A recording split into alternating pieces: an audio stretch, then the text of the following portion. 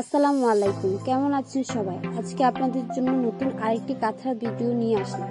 শুরু করার আগে বলে রাখি, আপনি যদি আমাদের চ্যানেলে নতুন হন তাহলে এরকম আরও ভিডিও পেতে চ্যানেলটি সাবস্ক্রাইব করে রাখুন। এছাড়াও কাঁথার আরও ভিডিও দেখতে চ্যানেলটি ঘুরে আসতে পারেন। তাহলে চলুন শুরু করি।